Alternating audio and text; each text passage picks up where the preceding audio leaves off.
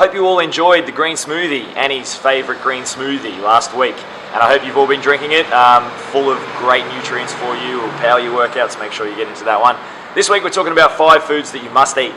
Okay, you've got to include these foods into your regular nutritional routine, otherwise you're missing out on a lot of great nutrients that you could be getting in, okay? Number 1, let's start with 1. These are in no particular order, but one that you definitely need to have in your nutritional plan is blueberries.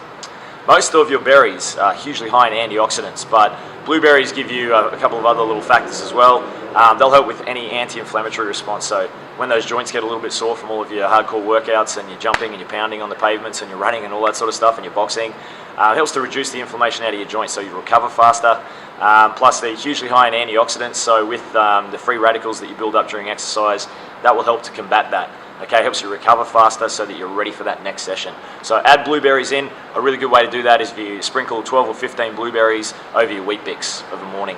Get them in nice and early, that way those antioxidants can help to power you during the day and make you feel good by the end of the day. So that's number 1, blueberries, make sure you eat them. Number 2 of our top 5 foods that you must eat, salmon. Okay, salmon, tuna, but let's stick with salmon. They're pretty similar, so if you can have one or either, it doesn't really matter which one. Salmon has a couple of little extras though, so that's why I'm suggesting salmon as the food you must eat. Great for muscle repair, right? Great proteins and great fats. That's what you got to think when you're thinking salmon. So it'll help to repair your muscle tissues after you damage them from your workouts. It puts more lean muscle tissue back into your body, so that helps with that ratio of more lean muscle tissue and less body fat, okay? So salmon will help you do that. Once again, good anti-inflammatory from the omega-3s and omega-6s, really rich in omega-3s and 6s, so it's going to help for your recovery. Also helps with circulation as well, so getting that blood flow, making sure that oxygen gets to those working muscles for your workout. So salmon's, it's got multiple benefits other than that, but they're the major ones that are going to help you out for your exercise. So around that 150 grams of salmon is a really great serve for dinner, and if you have salmon and some steamed veggies for dinner, that's perfect, yeah? So make our top 5 foods. Egg. Egg's sort of been bashed in the past, I think, because it has some cholesterol and is a little bit high in fat for how small it is. But realistically, an egg is one of the best things you can have. It is a complete protein. So what that means is that it supplies your body with all of your essential amino acids that your body needs. Okay. Now there are some that your body can make from other proteins, but there are some that you need to take in your nutrition. Now, if you have an egg, you are getting every single essential amino acid that your body can't produce on its own. So that's why it's a must-have food. The cholesterol level, you don't need to worry about that anymore. Recent research has shown that dietary cholesterol, different to the cholesterol that builds up in your arteries. So from an egg's not going to impact on your cholesterol too much. The other factor with the eggs is that they have 6 grams of fat, roughly 5 to 6 grams of fat per egg.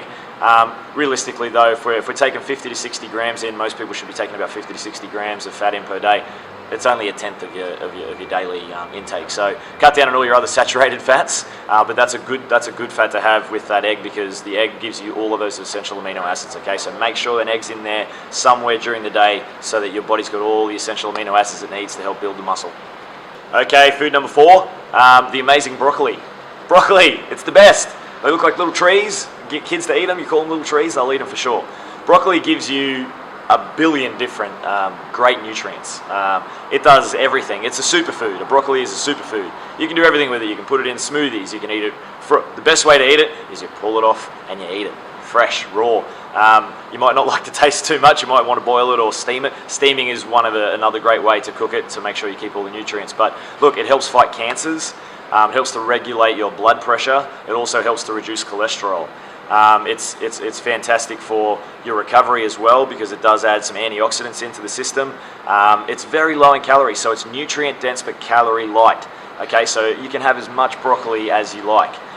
Look, the other great thing is that when you eat broccoli, not only is it fresh and raw and awesome for you, but it helps to elevate your mood. So it's a mood enhancer as well.